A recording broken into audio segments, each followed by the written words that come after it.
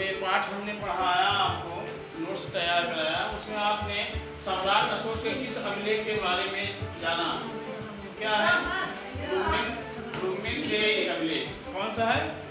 रुक्मिणदेयी अभिलेख, जो रुक्मिणी नेपाल से लिया गया है। क्या है?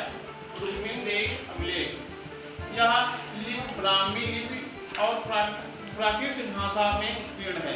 यह जो लिपि है वो ब्राह्मी लिपि और प्राकृत भाषा में जो है लिखा गया है, उत्कीर्ण है। अगला है, इतिहास लेखन में सिक्के एवं अभिलेख किस प्रकार सहायक होते हैं? इतिहास को लिखने के लिए ये जो सिक्के होते हैं और अभिलेख होते हैं वो किस प्रकार सहायक होते हैं? सिक्के और अभिलेख इतिहास लेखन में निम्न प्रकार से सहायक होते हैं। समय का ज्ञान होता है। सिक्के और अभिलेख इस पर आपकी तिथियों से राजाओं के शासनकाल का ज्ञान होता है। किसका ज्ञान होता है? राजाओं के शासनकाल का ज्ञान होता है, समय का ज्ञान होता है। सीमा का पता चलता है।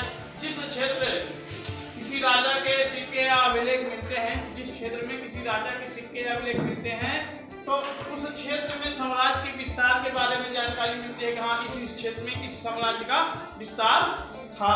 जहाँ जहाँ वो सिक्के उसके मिलेंगे तो वहाँ पे पता चल जाएगा कि साम्राज्य का उनका विस्तार था।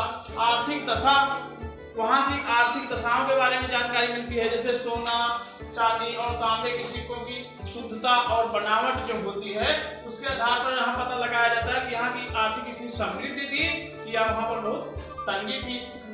कला और धर्म के बारे में जानकारी मिलती है। कहाँ के बारे में जानकारी मिलती है?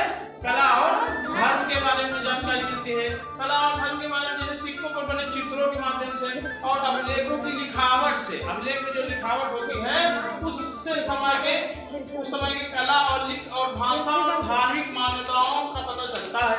समझ में आया? अगला है, मेगास्थनीज की पुस्तक का क्या नाम था?